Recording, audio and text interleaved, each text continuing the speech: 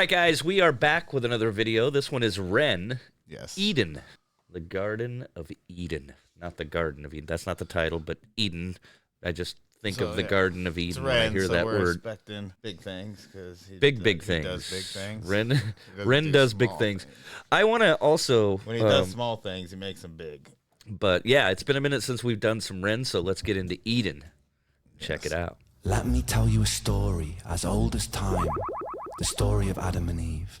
It starts with a God who wanted more. God had just created the heavens and the earth. He had the angels by his side, but they had no will of their own, and so the autonomy to love or reject him was never theirs.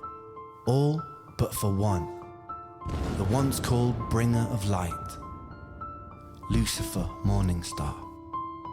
Lucifer was the fairest and most intelligent of all the angels. He was the closest thing to God's image, and in his likeliness, Lucifer felt restless. He began to question and doubt God. He doubted the hierarchy opposed upon him. He felt God was arrogant. In his frustration, Lucifer built a throne that stood even above God's and declared mutiny. A war ensued. God, being all-powerful, came out the victor and banished Lucifer from the heavens and exiled him to earth. Once again, God was alone with his power. Perhaps from loneliness, perhaps from curiosity, perhaps from a desire to share love, God began to work on his greatest project yet, a being that would mirror himself, the human, two humans specifically, Adam and Eve. They were placed inside a paradise built for them on earth, the Garden of Eden. In the garden, God placed a tree that bared fruit that would grant anyone who ate it powers bestowed only to a God, to tell good from evil, left from right, to live righteously or to sin.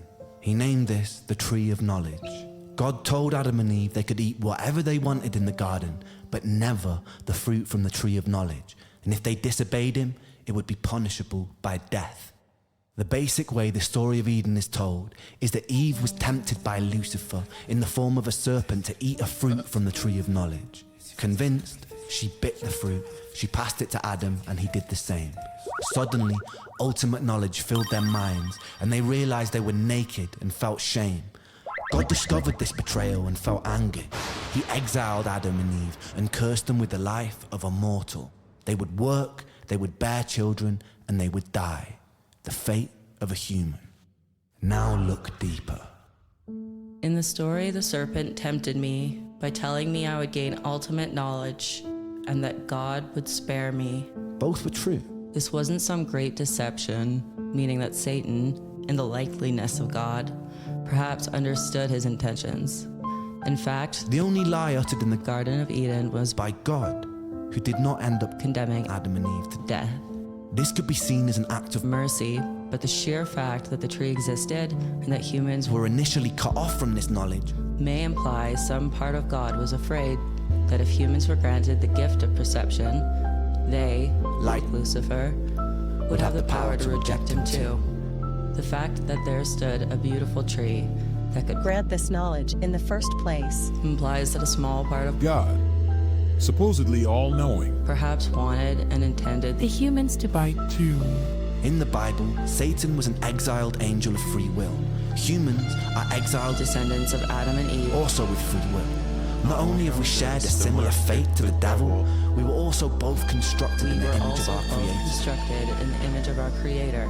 Meaning our behaviors, in some shape or form, imperfectly echo his. We could assume that this kind of God has his doubts, but as the most powerful being in the universe, he has no one above him to turn to with questions, and no one to doubt but himself, an incredibly lonely and isolating existence.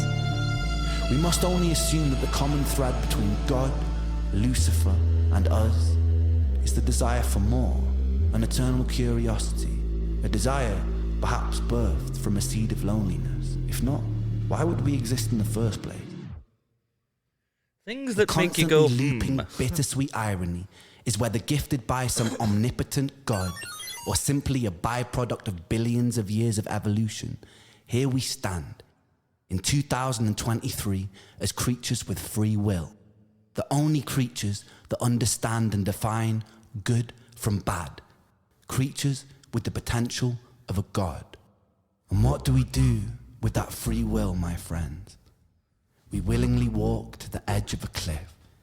In the name of progress, we jump off the precipice. The empires we build ravage the earth. The natural order of things are necessary to survive. Any systems which do not honor homeostasis eventually perish. Our free will overrides our own biological instinct. We can take more than we eat. We can kill more than we need. We can willingly create weapons with the potential to burn everything we've built to the ground. We willingly decide to bow at the altar of greed, the most insidious and destructive of all sins. We put our faith in corporations who pose as rulers. We willingly allow ourselves to be led by outdated power systems ran by corrupted politicians and bloated dictators who claim domain and dominion over an open and free land. We willingly elect the corrupted when the decision was always ours to build something better. We willingly create and impose separation because of beliefs that we are force-fed through our phones and television sets. We always had the will to reject these things, but we adhere to them as though they were the laws of physics. War, famine, pestilence, greed, these aren't things imposed upon us by an all-powerful God or by his demonic adversary. They are here because of us. Not because of free will, but because of our inability to use it. We must be motivated to be better, not out of fear of punishment of an eternal damnation, but because the choice exists, because we love ourselves, because we have the power to absolve ourselves of so much unnecessary suffering. Take a second to be in this very moment. In this moment, how much suffering is happening all over the planet right now? How many people are dying of illnesses that could have easily been cured, but aren't because of the selfishness and greediness of humanity? How many people break their backs and reject their own passions to simply afford bills and food? How many of us crave distraction from existence? How many of us numb that pain in whatever way necessary? How many children are being abused? How many people sleep cold and hungry on the streets? How many of us become cogs inside a machine that is destroying itself? How many soldiers have been forced to fight in meaningless wars? How many humans have killed for ideals they don't believe in or understand? How many people have died for the greed of another man? And how much of this was avoidable? As written in the Bible, Satan was not condemned to hell. Satan was condemned to earth. He lives there amongst other creatures with free will, who always had the choice and still chose their own undoing. Ladies and gentlemen, this is our self-made hell. The bittersweet irony is this is a creation of our own design. I'll leave you with this. Consider what you have done here today. You have worked together as individuals collaborating to form a giant neural network, a hive mind capable of achieving incredible things. We have lent on each other's strengths to solve puzzles and decipher riddles, and we've done so to win money. Imagine applying that same spirit and determination to creating the closest thing we have to paradise here on Earth. By using the power of collaboration, we can work together to even the playing field for everybody. Our dystopias can become utopias. Our Jahannams can become Jannah. Our hells can become heaven, right here on Earth. And this sentiment applies to atheists, agnostics, and believers alike. Myself, I'm an agnostic who believes. I believe in us. We must do better because we can choose to. We must be better simply because the option exists. Thank you.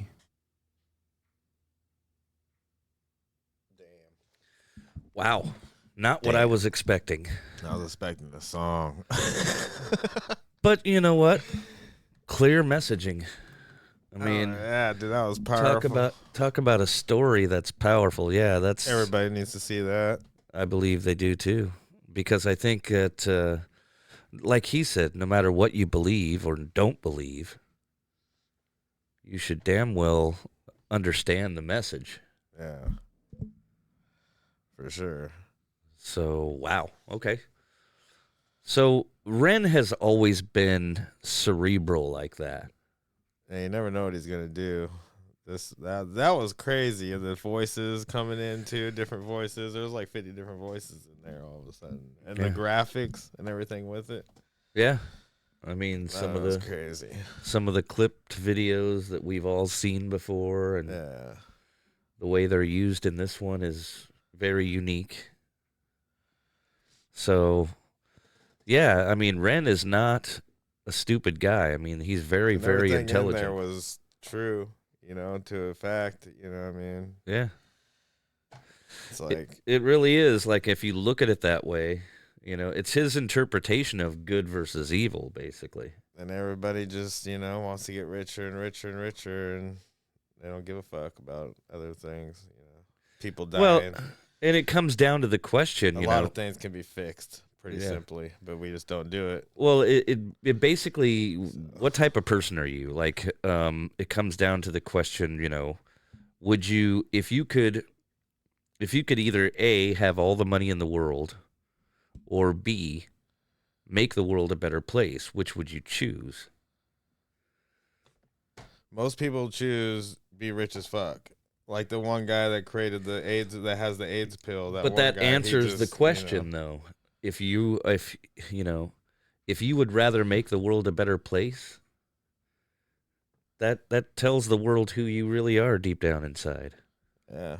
I mean, and well, there's a lot of homeless people out there that want the world to be a better place. It tells people who they are, but doesn't mean they're, well, giving anything for it.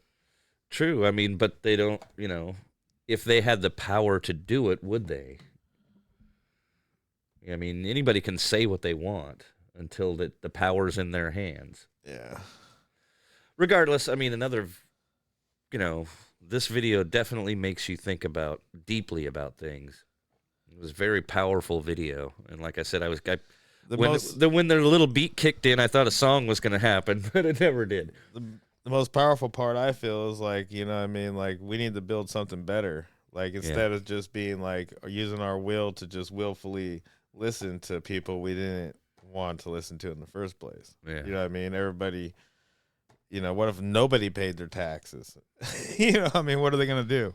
Yeah. I mean, But everybody does just, like, yes, right. yes, mother, father, here's my money. Yeah. Like, Yeah. don't punish me, please.